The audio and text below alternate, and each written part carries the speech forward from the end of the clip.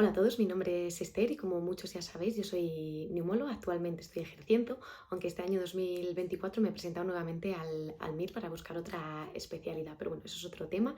Y hoy me gustaría hablaros un poquito de qué es la neumología, mucha gente que me habéis escrito en qué consiste, qué hacéis al día a día, qué tipos de guardias tenéis, pues me gustaría haceros un vídeo para contaros un poquito de todo eso para los que tengáis dudas, ¿vale? La neumología, mucho más allá de lo que podáis pensar, es una especialidad muy amplia, ¿vale? Es una especialidad sobre todo médica, es una especialidad que necesita mucha fisiología para aplicarlo a la fisiopatología y a un montón de enfermedades, ¿de acuerdo? No solamente el asma y el EPOC que nos enseñan en la carrera. Como os decía, esta especialidad se basa sobre todo en la planta de hospitalización, donde se ven muchísimas variedades, desde enfermedades más agudas a enfermedades más crónicas, pues los conocidos asma, EPOC, tromboembolismo pulmonar, enfermedades intersticiales, cáncer, hipertensión pulmonar, es decir, que es muy variadita. Luego, sobre todo, aparte de la planta de hospitalización, tenemos la UCRI, que seguro que a muchos os suena desde el COVID, que es la unidad de cuidados respiratorios intermedios, donde llevamos a aquellos pacientes que están entre una planta de hospitalización convencional y una unidad de cuidados intensivos, es decir, aquellos pacientes que están más graves para estar en una planta normal, pero no tan graves como para estar en una unidad de cuidados intensivos. ¿Y qué hacemos nosotros en la UCRI? Pues llevamos pacientes con traqueostomía, llevamos pacientes ventilados, pacientes con alto flujo, pacientes monitorizados que están más grave y que acaban de subir de la UBI o que les tenemos ahí un poco aguantándolos para que no bajen a la UBI. Es decir, como el paciente más crítico de una planta convencional y es muy interesante. Aparte de esta planta de hospitalización y de la UCRI, sobre todo tenemos muchas consultas, ¿vale? Consultas muy variadas, desde las consultas general, donde vemos todo tipo de patología, hasta consultas más específicas y más complejas, como puede ser asma grave, asma mal controlado, todo el tema de los biológicos que ahora suena y está muy de moda y muy en auge, las consultas también del tabaquismo, donde tenemos las unidades de deshabituación tabáquica, las vías clínicas del cáncer, donde llevamos toda la patología neoplásica, el diagnóstico, el seguimiento de este tipo de pacientes o otro tipo de monográficas que según el hospital pueden ser enfermedades intersticiales, fibrosis quísticas, bronquiectasias, pues pueden ser muy variadas y a veces estas monográficas pues varían un poquito del hospital en el que estés formándote. Aparte de estas consultas, también tenemos las unidades de función pulmonar, donde tenemos desde la espirometría básica, el feno, pruebas de difusión, walking test, incluso en algunos centros se hace cicloergometría, que es bastante interesante también. También tenemos las unidades de sueño, donde se hacen diferentes pruebas, bien sea la poligrafía, la pulsiosimetría o la pilocardiografía, y todas esas hay que saber interpretarlas, ya que las apneas del sueño es una de las patologías más prevalentes que tenemos en las consultas y un buen diagnóstico y manejo es fundamental para un residente de neumología o para todo neumólogo, ¿de acuerdo? También una parte más interesante que puede resultaros ahora es toda la parte del intervencionismo, ¿vale?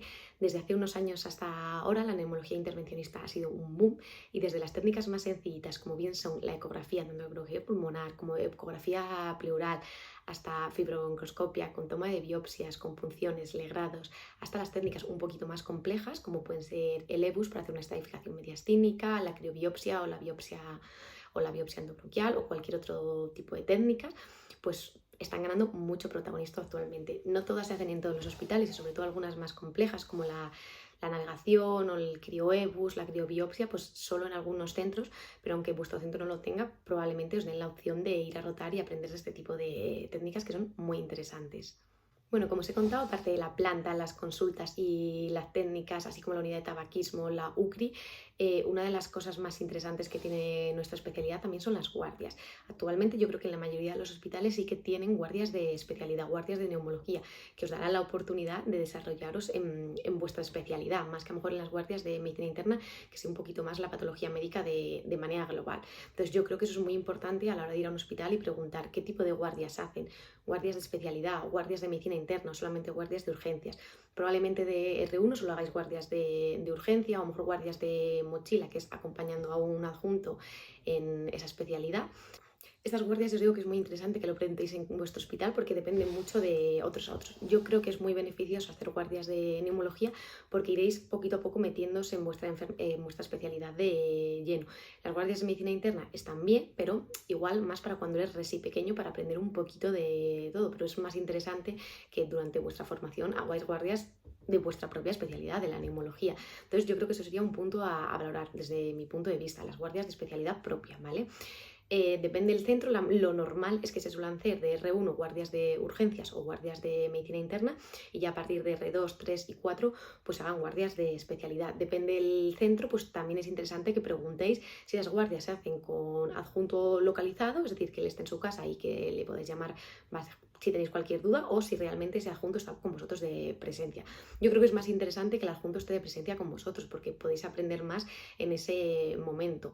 Entonces, eso también es muy importante que lo preguntéis, ¿de acuerdo? Y el número de guardias que se hacen, porque no es lo mismo hacer 4 guardias que a lo mejor hacer 6 guardias y que 2 de ellas sean de fin de semana. Luego, hospital grande o hospital pequeño. Bueno, pues aquí un poquito depende de lo que vosotros valoréis. Yo creo que todas las cosas tienen sus pros y todas las cosas tienen sus contras, ¿de acuerdo? Es verdad que en un hospital pequeño a lo mejor veis menos variedad o menos volumen de pacientes, pero probablemente como no tengáis residente o no tengáis un compañero, un QR, todo lo podáis hacer vosotros y se os mime más de alguna manera. Un hospital grande, pues probablemente tenga más variedad, veáis los gérmenes más raros, bronquiectasias colonizadas por gérmenes pues súper diferentes, o podáis tener la oportunidad de hacer crioebus, pero esas cosas tan específicas y tan concretas no siempre las hace el residente. Entonces, está bien que tenga esa variedad para que tú lo puedas ver, pero tienes que tener en cuenta que como residente tú nunca vas a poder, o es muy raro que tú puedas hacer a lo mejor una broncoscopia rígida tú solo sin ser de ayudante. Entonces, yo creo que eso son las cosas buenas y malas de un hospital grande. Otra cosa que tenéis que preguntar también son las rotaciones. Normalmente suelen ser similares en casi todos los centros, aunque pueden variar un poquito. De R1 se suele rotar un poquito fuera del servicio, medicina interna, cardiología, cirugía torácica, un poquito para ir empapándote de los conocimientos de todo lo que está alrededor de la neumología, y ya a partir de R2 empiezas a entrar en el servicio y las rotaciones pues suelen ser bastante variadas. Pues por planta de hospitalización, por las consultas, pruebas funcionales, unidad de sueño y técnicas, lo que llamamos neumología intervencionista. Yo, dependiendo un poquito de lo que te guste o no, pues me enfocaría en eso. Si te gusta el intervencionismo, busca un hospital donde sea muy pionero en neumología intervencionista y que te puedan formar bien en eso. ¿Que te gusta mucho la patología intersticial? Pues infórmate donde tienen hospitales más potentes en ese tipo de patologías. Entonces, un poquito lo que más os interese sería lo que tendríais que preguntar en los hospitales, ¿de acuerdo? En general, prácticamente todos tienen lo mismo, aunque hay algunos que, como os he comentado, pues son más pioneros en técnicas o son más pioneros en UCRI o tienen a lo mejor trasplante de pulmón en ese centro y tenéis la posibilidad de ver cómo se maneja la consulta de trasplante pulmonar, que es algo muy específico y que como residentes no deberíais aprender, pero que es interesante que rotéis, por ejemplo, pues, la unidad de trasplante pulmonar. Para finalizar, quería hablaros un poquito de los pros y los contras, aunque esto es muy variado y dependiendo de la experiencia de cada uno o lo que le guste más a uno u otro, pues va a haberle unos pros o unos contras.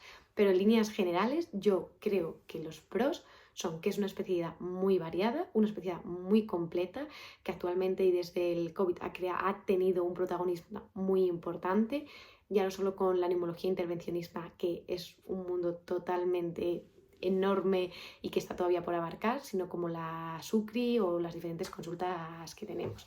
También creo que es una especialidad que actualmente no tiene nada de paro, es decir, que si la cogéis probablemente cuando acabéis de la residencia tengáis muchas opciones de o bien de quedaros en el centro donde os habéis formado o de ir a otro sitio, porque actualmente no tiene nada de paro. Creo que después del COVID también han aumentado las privadas de neumología, que antes eran más escasas, pero actualmente la privada también es una salida muy potente y muy buena y que yo creo que se debería tener en cuenta. Y que es una especialidad tranquila, no es una especialidad que tengas que correr o no es una especialidad que sea vital o que necesites estar todo el día ahí pendiente con la adrenalina a tope, ¿vale? En cuanto a los contras, pues bueno, lo mismo que es un pro que sea una tranquila, pues es un contra que no tiene ese nivel de actividad que a lo mejor una persona muy nerviosa o que le guste un poquito más la acción, que le guste el intervencionismo, la UBI y las urgencias, pues no es una especialidad de correr. Sí que tiene algunas cosas de correr, pero no son nuestro día a día y por lo general no es una especialidad que estés con el corazón en un puño. Luego, aunque es una especialidad médica que la vendemos un poquito con la parte de intervencionismo, es una especialidad muy médica, o sea, porque el 90%, el 95% de vuestra actividad asistencial, pues como os decía, pues la planta o la hospitalización, las consultas, no suele ser por lo norma general en intervencionismo. Entonces, es una especialidad muy, muy médica. Otra parte mala que yo le veo, pues que tiene también mucha patología crónica y que a veces pues el paciente crónico, el paciente muy mayor, pues es complicado, muchas veces no somos capaces de aportarle una solución como tal. Es decir, es un paciente pues ya está muy malito, que lo que hacemos es arreglar un poquito, pero no salvamos una vida. Un EPOC crónico, pues desgraciadamente no le vamos a salvar.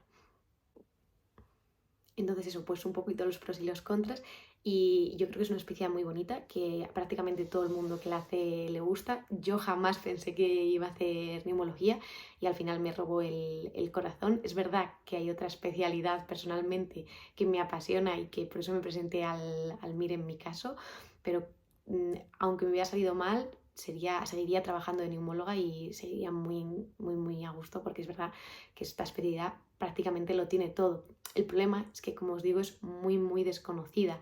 Entonces os animo a que preguntéis, que vayáis a las jornadas de puertas abiertas, a que habléis con residentes, a que os informéis a tope, porque creo que merece la pena, ¿vale? Pues si tenéis alguna pregunta o duda, pues por favor, mandarme un privado por la cuenta de Instagram o por aquí y vamos hablando, ¿de acuerdo? Un besito.